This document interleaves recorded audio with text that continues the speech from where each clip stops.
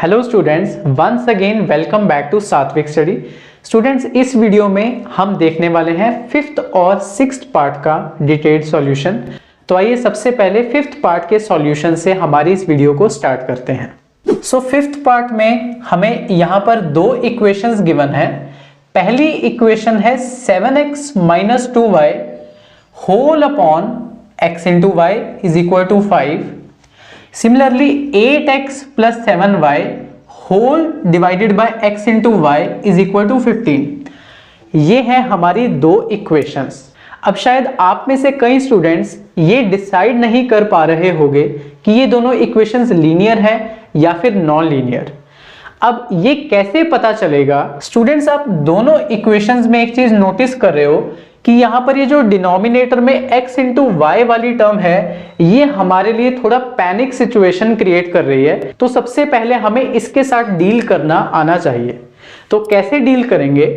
आप यहाँ पर देख रहे हो कि 7x माइनस 2y किसके साथ डिवाइड किया गया है? x इंटू वाई के साथ। तो आप क्या करो, 7x को अलग से इसके साथ डिवाइड करो, माइनस 2y को अलग से इसके साथ डिवाइड करो।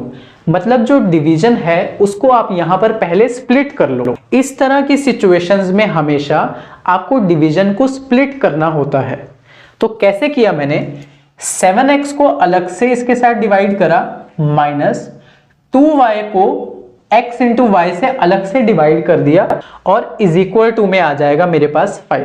सिमिलरली इस केस में भी मैं 8x को इसके साथ अलग डिवाइड करूंगा और 7y को अलग से डिवाइड करूंगा। So what will I see? 8x upon xy plus 7y divided by x into Y is equal to 15। अब ऐसा करने से क्या हुआ? ऐसा करने से हमें एक फायदा मिलने वाला है। फायदा ये हुआ कि यहां पर ये जो x है ये कैंसिल आउट हो जाएगा और ये y कैंसिल आउट हो जाएगा। सो ये x और ये x हो जाएंगे कैंसिल। सिमिलरली ये y कैंसिल हो जाएंगे, ये x भी कैंसिल होंगे और ये वाले y भी कैंसिल होंगे। तो यहां पर चीजें अब सिंप्लीफाई होना शुरू हो चुकी हैं। सो जब यहां पर कैंसिलेशंस हुए तो ये वाली इक्वेशन क्या बनेगी? अब 7 upon Y minus 2 upon X is equal to 5। तो इसको मैंने यहां पर लिख दिया, 7 upon Y minus 2 upon X is equal to 5। Similarly ये क्या बनेगी? 8 upon Y plus 7 upon X is equal to 15। इसको यहां पर मैंने एज इट इज लिख दिया। अब इन दोनों इक्वेशंस को देखकर आपको यहां पर अच्छा लग सकता है, क्योंकि आपको यहां पर x और y वेरिएबल्स अब अलग से दिख रहे हैं और वो भी डिनोमिनेटर में दिख रहे हैं। इसका मतलब ओरिजिनली वो दोनों इक्वेशंस कैसी थी? कुछ ऐसी थी। मतलब x और y जो थे वो मेरे डिनोमिनेटर में थे और दोनों इक्वेशंस क्या थी? Non linear. और नॉन लीनियर को हमें लीनियर तो बनाना अब आ ही चुका है। अगेन वही प्रोसेस को रिपीट करेंगे जो हम प्रीवियस वीडियोस में करते आ रहे हैं। हम यहाँ पर कांस्टेंट्स को और वेरिएबल वाली टर्म्स को अलग अलग करके सबसे पहले लिख लेंगे। तो मैंने यहाँ पर इन चीजों को लिखकर ऑलरेडी रखा है आपके सामने। अब यहाँ पर अब क्या करोगे? जहां जहां पर 1/x दिख रहा है उसकी जगह p सब्स्टिट्यूट कर दोगे और जहां जहां 1/y दिख रहा है उसकी जगह q सब्स्टिट्यूट कर दोगे। So we put 1/x is equal to p, 1/y is equal to q। तो ये इक्वेशन क्या बन जाएगी? 7q minus 2p is equal to 5। इसे यहां पर लिखा मैंने। और ये वाली बनेगी 8q plus 7p is equal to 15। सो इसे यहां पर मैंने लिख दिया। Let it be my first equation and this be my second equation. अब आप यहां पर नोटिस कर सकते हो कि ये दोनों इक्वेशंस क्या है? लीनियर है, क्योंकि यहां पर मेरे जो नए वेरिएबल्स हैं p और q, इनकी पावर्स क्या है? 1 1। सो ये अब मेरी है pair of linear equations in two variables. और अब हम यहां पर एलिमिनेशन मेथड को अप्लाई कर सकते हैं। सो लेट्स से मैं यहां पर इस p वेरिएबल को एलिमिनेट करना चाहता हूं, तो इसके लिए मैं p वेरिएबल के पहले कोएफिशिएंट्स को सेम बना लेता हूं। इसके लिए मैं यहां पर क्या करूंगा?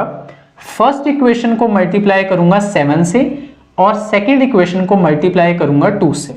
सो मैंने यहां पर लिखा using EM stands for elimination method. तो अगर पहली इक्वेशन को आप 7 से मल्टीप्लाई करोगे तो आपको क्या मिलेगा? 49q minus 14p is equal to 35। तो इसको यहां पर मैंने लिखा। सिमिलरली इस इक्वेशन को जब आप 2 से मल्टीप्लाई करोगे तो मिलेगा 16q plus 14p is equal to 30। तो इसको यहां पर मैंने लिख दिया। एंड अब आप यहां पर ऑब्जर्व कर सकते हो कि यहां पर है -14p और यहां है +14p, तो ऐड करने से हमारा जो काम है वो बन जाएगा। सो यहां पर 49q प्लस 16q ये कितना हो जाएगा 65q, ये तो कैंसल आउट हो गया, इज इक्वल टू 35 प्लस 30, ये किसके बराबर है 65 के। अब आप देख पा रहे हो यहां से q की वैल्यू मेरे पास आ चुकी है 1। इस q की वैल्यू को सपोज मैं फर्स्ट इक्वेशन में पुट करता हूं। सो मैंने लिखा पुटिंग इन फर्स्ट इक्वेशन।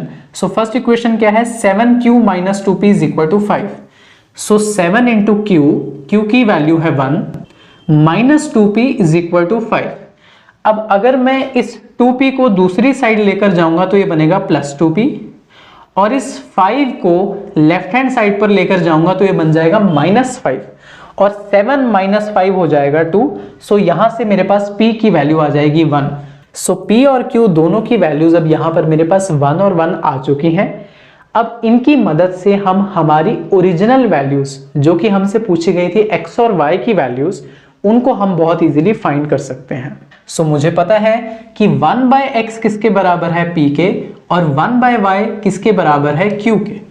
सो मैंने यहां पर लिखा also we know that 1/x is equal to p की वैल्यू है 1 और यहां से x की वैल्यू मेरे पास आ जाएगी 1। सिमिलरली 1/y किसके इक्वल था q के, अगेन q की वैल्यू भी मेरे पास 1 आई थी। सो यहां से y की वैल्यू आ जाएगी मेरे पास 1। तो इस फिफ्थ पार्ट का फाइनल आंसर क्या होगा, x is equal to 1 and y is equal to 1 will be the final answer. So next is our sixth part. Again sixth part में भी यहाँ पर हमें दो equations given है। पहली equation है 6x plus 3y is equal to 6 into xy और दूसरी है 2x plus 4y is equal to 5 into xy। Students क्या आपने यहाँ पर एक चीज नोटिस करी कि जो लास्ट पार्ट था उसमें ये जो x इंटू वाई वाला फैक्टर है ये पहले इनके साथ डिवीजन में था, बट इस केस में यहाँ पर ये मल्टीप्लिकेशन में आ चुका है। तो अगर किसी तरह से इस x इंटू वाई वाले फैक्टर को हम इनके साथ डिवीजन में ले आए तो फिर जो हमने लास्ट पार्ट में स्टेप्स को सीखा था उनको हम दोबारा से यहाँ पर अप्लाई करके हमारा आंसर बहुत इजीली फाइंड आउट कर पाएंगे।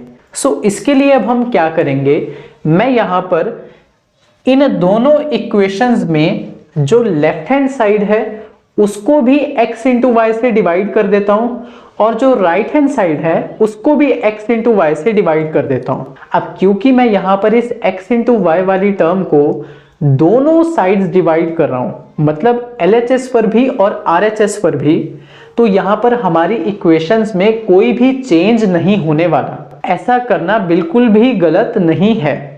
तो यहां पर अब आप देखिए, तो पहले मैं ये वाली इक्वेशन को कंसीडर कर रहा हूं। मैं लेफ्ट हैंड साइड को भी XY से डिवाइड करूंगा और राइट हैंड साइड को भी XY से डिवाइड करूंगा, तो मुझे यहां पर कुछ ऐसा देखने को मिलेगा 6x plus 3y whole upon xy is equal to 6xy upon xy। अब स्टूडेंट्स ये मैंने क्यों करा, वो इसलिए करा क्योंकि आप यहां पर देख पा रहे हो कि ये x इंटू वाई और x इंटू वाई हो जाएगा कैंसल आउट और मेरे पास यहां पर केवल बचेगा 6। सेकेंडली आप एक चीज और नोटिस करो, अगर आप इस x y वाली टर्म को इन दोनों के साथ अलग अलग डिवाइड करवा दो, मतलब डिवीजन को स्प्लिट कर दो जैसा कि हमने लास्ट पार्ट में करा था, तो अगेन यहां पर भी x और x कैंसिल आउट हो जाएगा और यहां पर भी y और y कैंसिल आउट हो जाएगा। तो यहां पर चीजें और सिंप्लीफाई होने वाली हैं। तो आइए ऐसा ही करते हैं। सो राइट हैंड साइड में तो मेरे पास बचेगा 6 और जब आप डिवीजन को स्प्लिट करोगे तो x और x कैंसिल होने से मेरे पास पहले बचेगा 6 अपॉन वाई प्लस y और y कैंसिल होने के बाद मेरे पास बचेगा 3 अपॉन x। यही वाला काम हम as it is second equation के साथ भी करेंगे। पहले मैं दोनों साइड्स को xy से डिवाइड कर देता हूं, xy और xy हो जाएंगे cancel out, right hand side पर मेरे पास बचेगा 5 और जब आप डिवीजन को स्प्लिट करोगे तो पहले x और x कैंसिल होगा, आपके पास बचेगा 2/y प्लस फिर y कैंसिल होने पर आपके पास बचेगा 4/x। और अब आप ये देख सकते हो कि ओरिजिनली हमें जो ये दोनों इक्वेशंस ऐसी नजर आ रही थी वो सिंप्लीफाई करने के बाद कुछ इस तरह से कन्वर्ट हो चुकी हैं। और अब आप बहुत इजीली ये फिगर आउट कर सकते हो कि ये दोनों इक्वेशंस क्या हैं, नॉन लीनियर हैं, क्योंकि यहां पर जो मेरे वेरिएबल्स हैं x इंटू वाई ये डिनोमिनेटर में प्रेजेंट है। ठीक है, सो ये वाली इक्वेशंस मेरी बेसिकली क्या थी, नॉन लीनियर ही थी। अब इन नॉन लीनियर इक्वेशंस को हमें लीनियर फॉर्म में रिड्यूस करना आता है। हम क्या करेंगे, 1/x को p पुट कर देंगे और 1/y को q पुट कर देंगे। सो यहां पर मैं लिखूंगा v put 1/x is equal to p and 1/y is equal to q। So जहां जहां पर 1/x होगा उसकी जगह हम p लिखेंगे और जहां जहां 1/y होगा उसकी जगह हम q लिखेंगे। सो ये इक्वेशन क्या बनेगी, 6 into Q plus 3 into P is equal to 6। ठीक है, यहां पर मैंने लिखा 6 into Q plus 3 into P is equal to 6 और इसे मैंने नाम दे दिया फर्स्ट इक्वेशन।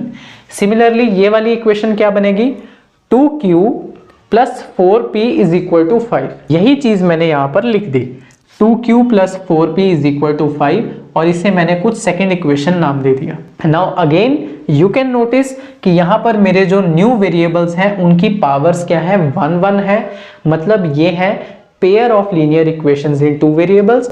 और अब आप एलिमिनेशन मेथड का यूज करके p और q की वैल्यूज बहुत इजीली फाइंड आउट कर सकते हो। सो मैंने लिखा यूजिंग EM मतलब elimination method. Now let's say कि मैं पहले इस q वाले वेरिएबल को एलिमिनेट करना चाह रहा हूं, तो इसका मतलब मुझे दोनों इक्वेशंस में इसका कोएफिशिएंट पहले तो सेम बनाना होगा। तो यहां पर तो q का कोएफिशिएंट है 6 बट यहां पर q का कोएफिशिएंट है 2। तो अगर मैं इस पूरी इक्वेशन को 3 से मल्टीप्लाई करूंगा तो यहां पे भी 6 आ जाएगा।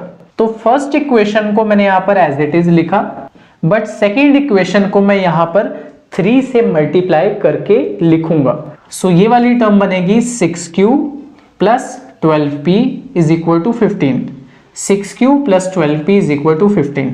अब यहां पर q के कोएफिशिएंट्स हो चुके हैं सेम, जैसे ही सब्ट्रैक्ट करेंगे q एलिमिनेट हो जाएगा। सब्ट्रैक्शन के लिए मुझे यहां पर इन तीनों टर्म्स के साइन को चेंज करना होगा। सो यहां पर प्लस 6q हो जाएगा माइनस का, प्लस 12p हो जाएगा माइनस 12p और प्लस 15 हो जाएगा माइनस 15। 6q माइनस 6q हो जाएगा 0, 3p माइनस 12p ये होगा minus 9p is equal to 6 minus 15 हो जाएगा माइनस 9। ये माइनस हो जाएंगे एलिमिनेट और यहां से मेरे पास p की वैल्यू आ जाएगी 1। अब मैं इस p की वैल्यू को फर्स्ट इक्वेशन में पुट करके q की वैल्यू फाइंड कर लूंगा। तो आइए देखते हैं। सो मैंने लिखा putting in first equation. So first equation क्या थी, 6q plus 3p is equal to 6। 6q plus 3p, p की वैल्यू है मेरे पास 1 इज इक्वल टू 6। अब ये जो 3 है ये जब दूसरी साइड पर जाएगा तो ये बनेगा -3 और 6 माइनस 3 हो जाएगा 3। तो 6q की वैल्यू किसके इक्वल आ जाएगी, 3 के। सो यहां से q की वैल्यू मेरे पास क्या आ जाएगी, 1/2। अब स्टूडेंट्स अगेन मैं दोबारा याद करवा दूं आपको कि p और q मेरे फाइनल आंसर नहीं है, फाइनल आंसर तो मेरा x और y ही होगा। तो आइए उसको भी फाइंड कर लेते हैं। सो 1/x किसके बराबर था, p के, और 1/y था q के बराबर। तो मैंने यहां पर लिखा 1/x is equal to p की वैल्यू थी 1, सो यहां से x की वैल्यू आ जाएगी 1 और 1/y था q के बराबर, q की वैल्यू थी 1/2, सो यहां से y की वैल्यू मेरे पास आने वाली है 2। So what is my final answer, x is equal to 1 and y is equal to 2 will be my final answer. I hope students कि आपको ये वाला लेक्चर भी बहुत अच्छे से समझ में आ गया होगा। इसके आगे अब हम देखेंगे नेक्स्ट वीडियो, बट जाने से पहले मेक श्योर कि आपने नीचे चैनल को सब्सक्राइब जरूर कर लिया है।